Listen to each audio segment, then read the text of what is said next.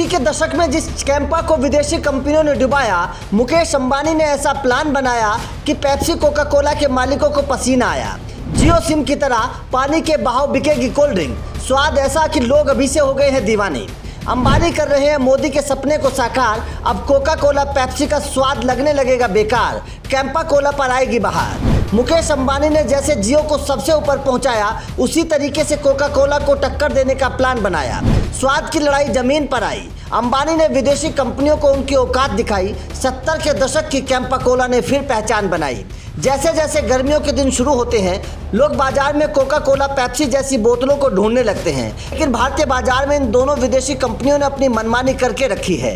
हर दिन दाम बढ़ाकर लोगों को परेशान किया हुआ है। लेकिन अब मुकेश अंबानी ने इन कंपनियों की अकड़ निकालने के लिए गर्मी के इस मौसम से पहले सस्ता प्लान तैयार किया है, जिससे न केवल लोगों को कोका कोला से बेहतर स्वाद मिलेगा, बल्कि दाम भी कम चुकाने पड़ेंगे। कुल मिलाकर इन कंपनियों की मनमानी खत्म होने वाली है। वैसे पहले भी कोका कोला की हैकड़ी इसी तरीके से निकाली गई थी। जब साल 1977 में इमरजेंसी खत्म होने के बाद चुनाव हुए तो जनता पार्टी की सरकार बनी, तो जॉर्ज फर्नांडिस ने सभी विदेशी कंपनियों को नोटिस थमा दिया। कंपनी के लिए 1973 में हुए FIRA संशोधन का पालन अनिवार्य बना दिया गया। इस पर बाकी कंपनियां तो तैयार हो गई, लेकिन कोका कोला अड़ गई। कोका कोला की दिक्कत उसकी सीक्रेट रेसिपी से जुड़ी हुई थी। कोका कोला अपनी रेसिपी को नहीं बताना चाहती थी, तो इस वजह से कोक ने नए कानून का पालन करने की जगह भारत से बाहर जाने में ही भलाई समझी। कोका कोला के भारत से जाने के बाद प्योर ड्रिंक ग्रुप ने कोका कोला की जगह कैंपा कोला की शुरुआत की, जिसको लोग पसंद करने लगे। उस वक्त इसका टैग होता था द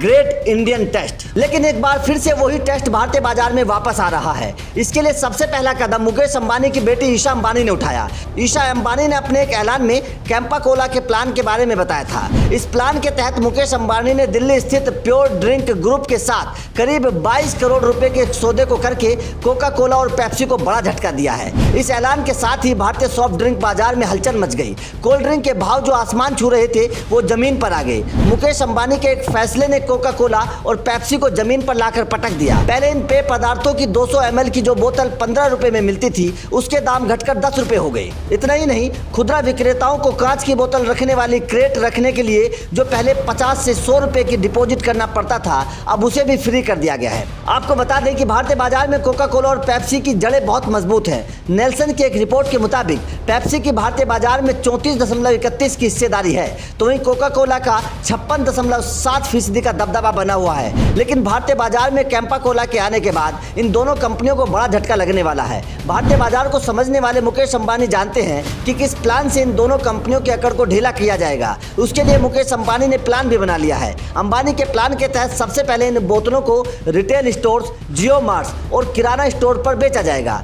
इस बाजार पर रिलायंस की मजबूत पकड़ है। ऐसे में मुकेश अंबानी के इस कदम से इन दोनों विदेशी कंपनियों को न केवल झटका लगा है, बल्कि पीएम मोदी के मेक इन इंडिया के सपने को भी मजबूती मिलेगी और भारतीय लोगों को वही 70-80 के दशक का स्वाद एक बार दोबारा से मिल जाएगा। वैसे मुकेश अंबानी इससे पहले जियो को लॉन्च करते वक्त अपनी इस ताकत का एहसास करा चुके हैं। तब उन्होंने भारतीय बाजार में पहले से पैर पसार कर बैठी बड़ी बड़ी कंपनियों को धूल चटाई थी। ठीक उसी तरीके से मुकेश अंबानी कोल्ड ड्रिंक के बाजार में करने वाले हैं। वैसे आपका मुकेश अंबानी के इस फैसले को लेकर क्या कहना है, और क्या आपको लगता है कि कैंपा कोला दोबारा से वही करिश्मा दिखा पाएगा? कमेंट करके जरूर बताएं।